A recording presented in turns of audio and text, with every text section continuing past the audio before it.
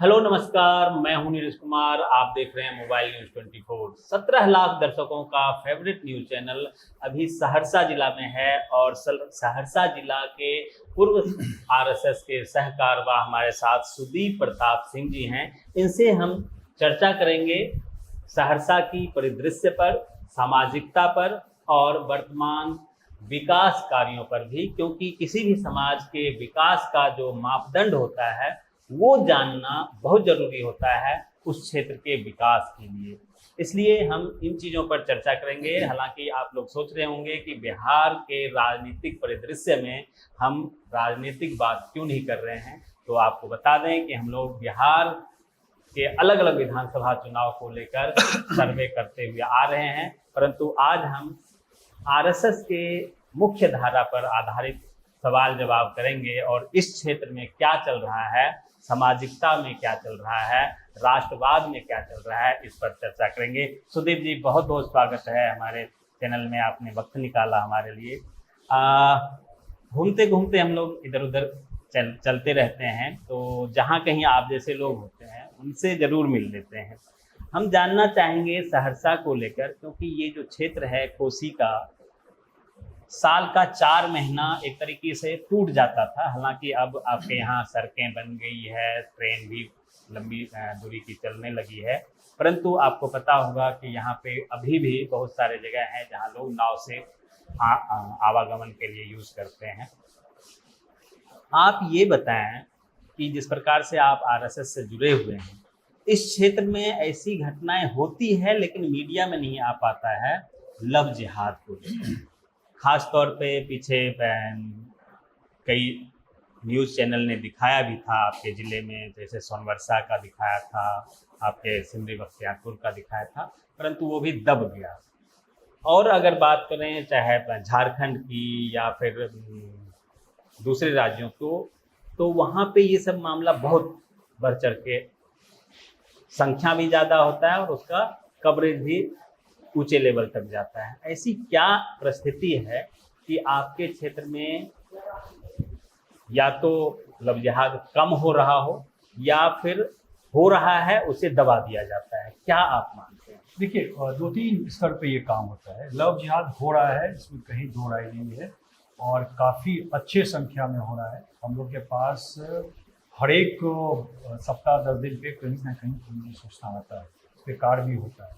इसका दबाने का है कि देखिए, आपका जो इकोसिस्टम है, जो एक एग्जिस्टिंग है, जो एक लंबे समय से बहुत पुख्ता इकोसिस्टम है, वो कहीं ना कहीं अभी तक बना हुआ है और वो ये न्यूज़ को हिंदू मुस्लिम भाईचारा के विरुद्ध मानता है, जबकि लव जिहाद करना ये हिंदू मुस्लिम भाईचारा के अनुसार नहीं हो सकता है। ये हिंदुओं का धर्म परिवर्तन करने के लिए होता है और इस तरह के कोई नेशनल मीडिया या इस तरह के कवरेज भी नहीं होता है, जिसके कारण से, और जनप्रतिनिधि हैं इसको भी अगर उठाएंगे अपने क्षेत्र में, अपने जगह पे, तो ये मीडिया हाईलाइट होगा। कई सारे आम जन में ये चर्चा होती है, आम जन को सब मालूम है कहाँ क्या हुआ है, और कई सारे ऐसे घटना है जिसको उठाया भी जाता है। लेकिन जिस स्तर पे वो उठाना चाहिए, जिस स्तर पे ये काम होना चाहिए, वो स्तर पे नहीं हो रहा है, इसलिए मीडिया नहीं, क्योंकि मीडिया को क्या चाहिए? बाइट चाहिए। अगर मैं बोलूंगा तो आपके लिए वो बहुत ज्यादा बड़ा बाइट नहीं होगा, लेकिन कोई अगर गणमान्य व्यक्ति है, फेमस, बिल्कुल आपके जनप्रतिनिधि हैं, एमएलए हैं, मंत्री हैं, अगर वो उठाते हैं तो सरकार उस पर ज्यादा ध्यान देगी, प्रशासन भी चौकन्ना होकर, और मीडिया वाले भी उस पर ज्यादा चलाएंगे। अगर आम जन कहेगा तो उसको बहुत ज्यादा नहीं लेंगे। और कहीं ना कहीं आम जन अपने जीवन यापन में इतना व्यस्त हो जाता है कि उसको लगता है कि मेरे साथ नहीं हुआ है ना, बगल वाले के साथ चर्चा करता है, दुखी होता है, लेकिन उसको व्यक्त करके एक निष्कर्ष पे पहुंचा देना, इग्नोर कर देना, हाँ, निष्कर्ष पे पहुंचा देना, वो कहीं ना कहीं नहीं कर पाता। इस चीज की कमी है बिल्कुल, और इस पर ध्यान देने की जरूरत है, क्योंकि कानून के हिसाब से अगर काम करें तो लव जिहाद देश में कई राज्यों में उस पर अलग से कानून बना है, उस पर रोक लगा दी गई है, लेकिन बिहार में ये कानून अभी तक नहीं लाया गया है, जिसका फायदा यहाँ पे उठाया जाता है। और खास तौर पर ये हवाला पुलिस प्रशासन दे देता है कि बालिग हो गई है, हम क्या कर सकते हैं, एफआईआर तक नहीं दर्ज हो पाता है। कई घटना का इस पे ये करना चाहता हूँ। हमारे सोनवर्षा में इस तरह का कुछ घटना हुआ था और हमारे जैसे व्यक्ति जो है हमारे जैसे व्यक्ति जो है वो इस मामले में एक वरिष्ठतम अधिकारी के पास गए थे और वरिष्ठतम अधिकारी को मैंने बोला कि ये घटना हुआ है और धर्म परिवर्तन आपके इजाज़त के बिना, आपके परमिशन के बिना नहीं होना चाहिए। वो वरिष्ठ पदाधिकारी थे, वो बोले कि ये तो जानकारी मुझे नहीं है, मुझे पता करना पड़ेगा। फिर मैंने उस पर इंसिस्ट किया कि ये आपके अधिकार क्षेत्र में है, आपके बिना परमिशन के धर्म परिवर्तन नहीं हो सकता है। वो उनको पता नहीं था, एक वरिष्ठतम अधिकारी का। तो ये तो लेवल है। इसका एक कारण यही हो सकता है कि इस चीज को बहुत तुच्छ मिलेगा, ये तुच्छ वाली बात नहीं है, इग्नोर करने वाली बात। ये गवर्नमेंट, ये आप गवर्नमेंट ऑफिसर है और आपको ये जानकारी होना चाहिए कि क्या लॉ है। अब कोई आपको बता रहा है तो उस पर जानकारी लेके आप उस पर कार्रवाई करते हैं। तो वो चीज कहीं ना कहीं मिसिंग है। इसलिए भी मिसिंग हो सकता है क्योंकि समाज कहीं ना कहीं इस चीज को कुछ दिन याद रखता है, उसके बाद भूल जाता है। अगर समाज इसके लिए बहुत उत्तेजित होगा, क्या कहते हैं, आंदोलन करेगा या चर्चा भी हो जाएगी, तो इस पे कार्य करना पड़ेगा। बिल्कुल बिल्कुल। एक तो ये मुद्दा है कि किसी न किसी वजह से लव जहाज का फायदा उठा के हमारे समाज की लड़कियों को खास तौर पर, वो लोग जो तथाकथित तौर पर अपने आप को एक अलग समाज का मानते हैं और वो कहते हैं कि हम ही हैं तो सब कुछ है, उधर चले जाते हैं। दूसरा मामला जो समाज में है वो छुआछूत का वजह आज भी हमारे समाज में है और इसके वजह से भी हमारा समाज जो है कमज़ोर पड़ता हुआ दिखता है। उस पर भी हम आपसे जानना चाहेंगे, खासतौर पर जिस प्रकार से सेवा बस्ती की बात आपने कही कि सेवा बस्ती में रहने वाले लोग हैं, तो क्या अब वो स्थिति आ गया है कि सेवा बस्ती के लोग हमारे घर में आके बातचीत करें? हम जातिवाद की बात करते हैं, हालांकि आप शायद जातिवाद को ना माने, लेकिन ब्राह्मणों में, राजपूतों में या वैश्यों में जाके सेवा बस्ती के जो लोग हैं, उनका जाति का मैं चर्चा नहीं करूँगा, लेकिन उनके घर के लोग हमारे घर में आएँ, हमारे घर के लोग उनके घर में जाएं और मेल जोल बढ़े। क्योंकि जितना भी क्रिश्चियनिटी में जो मिशनरी के लोग हैं, धर्म परिवर्तन कराने का जो पिन पॉइंट रखते हैं, उसी बस्ती को वो लोग मानते हैं। देखिए, ये छुआछूत भेदभाव, मुझे लगता है इसको डिस्प्रोपोर्शनेट तरह से फैलाया गया है। आज की तारीख में कोई छुआछूत हमने तो नहीं देखा, ना मुझे व्यक्तिगत कोई अनुभव है, ना मैं समाज में किसी को देखता हूँ कि ये करता है। हर एक समाज का व्यक्ति हर एक समाज के घर में जाता है। अब ये तो घर की अपनी नियम कानून है कि आप कहाँ तक पहुँच जाएगा। कोई अगर बहुत आप मित्र हैं तो वो अंदर भी जाते हैं, जो मित्र नहीं है वो बाहर रहेंगे। इसमें कोई जाति से बहुत ज़्यादा मतलब नहीं है। लेकिन ये छुआछूत वाला जो एक मुझे हर समय से लगता है, इसको कुछ डिस्प्रोपोर्शनेट रूप से बढ़ाया गया है उन सेकुलर ताकतों द्वारा, क्योंकि उनकी इसमें अपनी रोटियां सेकने का, बिल्कुल, वरना ये बहुत ज्यादा नहीं है। राष्ट्रीय स्वयंसेवक संघ तो इसको मानता ही नहीं है और हम तो सेवा बस्ती में हमारा बहुत काम है और कार्यक्रम भी है जिससे हम सेवा बस्ती में जाते हैं और वो कार्यक्रम करते हैं। तो ये बहुत बड़ा मुद्दा आज के विषय में नहीं है।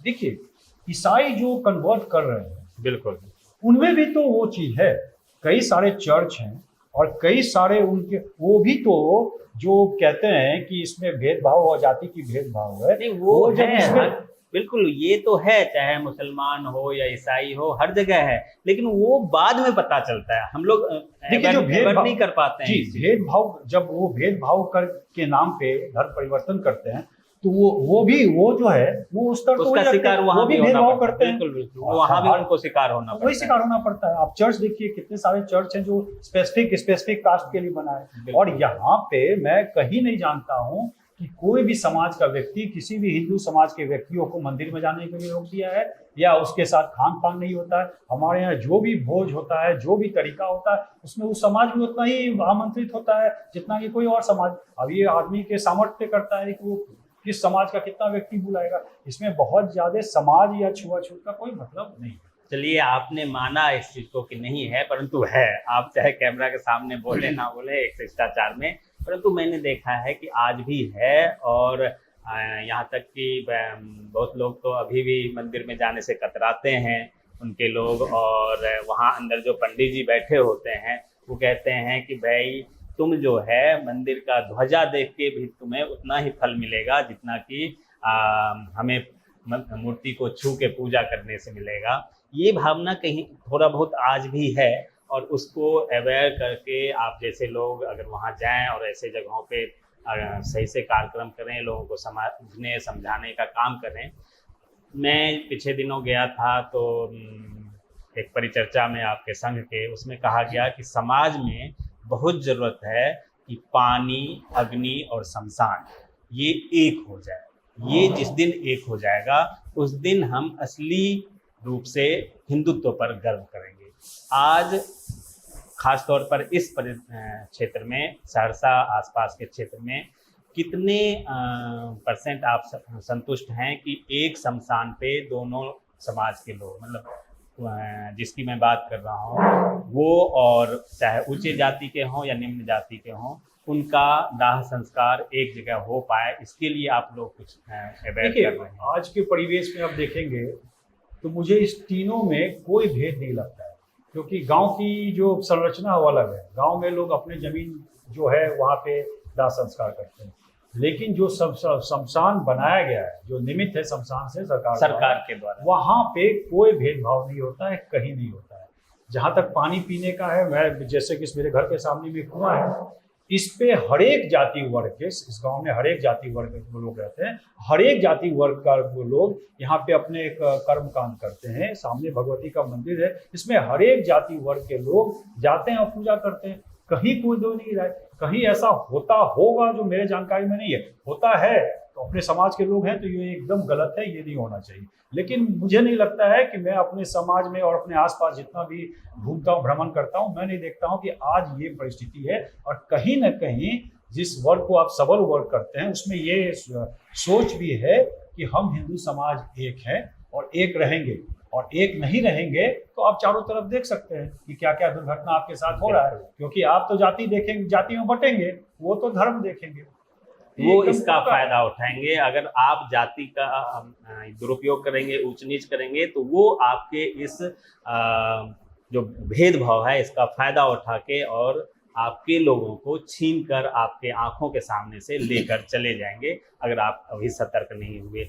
लास्ट में, क्योंकि आपके यहाँ इलेक्शन भी आ रहा है, तो पॉलिटिकल नहीं लेकिन एक पार्टी पॉलिटिक्स से ऊपर उठ के आम लोगों से क्या आप अपील करना चाहेंगे कि आने वाले समय में 4-5 महीने बाद जो इलेक्शन आने वाला है, क्या सोच के वो वोट करे इस लोकतंत्र के सबसे बड़े त्यौहार में, और कैसे लोगों को वोट करे, क्या अपील करना चाहेंगे हमारे दर्शक? देखिए, ये जो क्षेत्र है सहरसा विधानसभा, ये भाजपा का क्षेत्र है, भाजपा के विधायक है और भाजपा के ही विधायक आगे भी रहेंगे।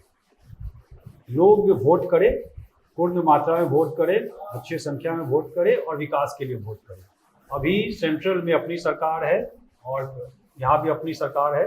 डबल इंजन की सरकार को लंबा समय मिलेगा, तो इस बार जो अगले 5 साल जो विकास होगा, वो विकास बिहार में एक ऐतिहासिक विकास होगा, क्योंकि इस क्षेत्र में इंडस्ट्रियलाइजेशन की बहुत जरूरी है, क्योंकि पलायन बहुत होता है।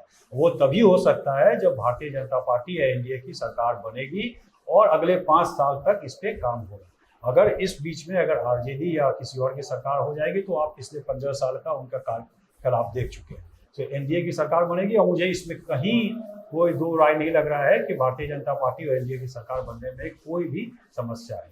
चलिए, समस्या हो ना हो, मैंने पब्लिक से अपील की बात कही थी। जैसे कि आपने कहा कि भाई पलायन होता है और बहुत ज़्यादा पलायन होता है, ये बात बिल्कुल सही है। अभी प्रधानमंत्री जी ने भी खास तौर पे पलायन का वजह है ये बाढ़ का जो कारण होता है, और बाढ़ के कारण यहाँ से लोग पलायन करते हैं रोजी रोटी के तलाश में। उसके लिए कोसी मेची लिंक योजना अभी प्रधानमंत्री जी ने लॉन्च भी किया है। उसका मतलब फ़ायदा कब तक होगा, 2 साल 4 साल, वो तो बाद की बात है। इतना जरूर है कि इस क्षेत्र के विकास के लिए केंद्र सरकार सबसे ज़्यादा जागरूक है, और यही वजह है कि इस वित्त वर्ष में जो 25-26 का वित्त वर्ष है, इस वित्त वर्ष में बिहार को स्पेशल बजट दिया गया। स्पेशल पैकेज नहीं लेकिन स्पेशल बजट दिया गया, जिसका विरोधी दल के लोग भी चर्चा कर रहे थे कि बिहार में चुनाव है इसलिए इन्होंने ये बजट दिया है, चुनावी बजट है। आप क्या मानते हैं, क्योंकि आरजेडी के जो नेता हैं तेजस्वी यादव, वो कहते हैं मैंने यहाँ के युवाओं को देखते हुए रोजगार का एक अवसर दिया, 2.5 लाख लोगों को मैंने अपने कार्यकाल में कम समय में नौकरी दिया। तो क्या वो युवा उनके तरफ भागेंगे कि भाई वो थे तो नौकरी मिला और जब नीतीश जी हैं, एनडीए है तो नौकरी नहीं मिला? क्या आप रोजगार के लालच में युवा उनके तरफ भागेंगे? देखिए, उन्होंने रोजगार की बात नहीं किया है, सरकारी नौकरी जी जी। और मैंने कोई भी ऐसा समय नहीं देखा है जिसमें सरकारी नौकरी करके ही कोई समाज सुखी हो जाए। और वो सरकारी नौकरी उन्होंने दिया है कि जो सरकारी नौकरी ऑलरेडी दे दिया गया था उसका सिर्फ पर्चा बांटा है। बिहार में रोजगार आपको क्रिएट करना पड़ेगा, और रोजगार क्रिएट करने के लिए विश्व में कहीं भी और किसी समय, जब भारत विश्व गुरु था, जब भारत का एक सदी और दूसरी सदी में बताया जाता कि 50% GDP था, तो भी कोई राजा या महाराजा के यहाँ नौकरी करके काम नहीं चलता था, इकोनॉमी इतनी बड़ी नहीं थी। आपकी स्वयं की रोजगार होता था, आपकी स्वयं का बिजनेस होता था, उससे होता था। तो ये सोच जो है कि अब सरकारी कितने आदमी सरकारी नौकरी दे देंगे? आप बिहार की जनसंख्या कुछ 15 करोड़ है, तो 15 करोड़ व्यक्ति को तेजस्वी जी सरकारी नौकरी दे सकते हैं क्या? पैसा दे सकते हैं? जब 15 साल की शासन थी तो तनख्वाह टाइम पे नहीं आता था, उनका पेंशन लोगों का टाइम पे नहीं आता था, तो वो नौकरी कैसे देंगे? सरकारी नौकरी करके ही बिहार तरक्की करेगा, ऐसा मुझे नहीं लगता। बिहार में रोजगार क्रिएट करना पड़ेगा, इंडस्ट्रियलाइजेशन करना पड़ेगा। जो मखाना बोर्ड या कृषि का जो प्रोजेक्ट है, इस सब करके शुरू हुआ है, लेकिन और बहुत कार्य बिहार में करना है। बिल्कुल, बहुत से कार्य करने होंगे, तभी बिहार से पलायन रुकेगा, और उसका शुरुआत हो चुका है। सड़कें बन गई है, बिजली भी 22-23 घंटा बिहार के गांव तक पहुंचने लगा है। और कहा जाता है कि किसी भी क्षेत्र के विकास का अगर मापदंड हो तो 3 चीज़ बहुत ज़रूरी है। आवागमन के लिए, यातायात सुविधा के लिए सड़क बन गया है, बिजली पावर के लिए हो गया है। पूंजी की बात है तो प्रधानमंत्री जी ने 2-3 योजना, मुद्रा योजना हो गया या फिर विश्वकर्मा योजना हो गया, इसके तहत बहुत सारे लोन की भी व्यवस्था किया है। तो अगर हर कोई अपना स्वरोजगार शुरू करे तो ये क्षेत्र एक बार फिर से विकसित बिहार बन सकता है, जैसे कि आज़ादी से पहले विकसित बिहार था। आज़ादी से पहले आप लोगों को अगर नहीं पता हो तो मैं आपको बता दूं कि बिहार में राजस्थान और हरियाणा से आके जो मारवाड़ी समाज के लोग आज जिस भी शहर में हैं, वो सभी लगभग राजस्थान या हरियाणा के ही हैं। वहाँ के लोग रोजगार के लिए बिहार आया करते थे, परंतु आज स्थिति ये है कि बिहार के लोग अलग अलग राज्यों में जाके रोजगार ढूंढ रहे हैं। उसे रोकने के लिए मोदी जी ने पहल किया है। सिंह साहब देख रहे हैं और इन्होंने बड़े ही अच्छे तरीके से सारे सवालों का शालीनता के साथ जवाब दिया। आगे और भी ऐसे मेहमान से हम आप लोगों को मिलाते रहेंगे। आप तमाम दर्शकों का बहुत बहुत धन्यवाद। सिंह साहब आपका भी बहुत बहुत धन्यवाद। नमस्कार।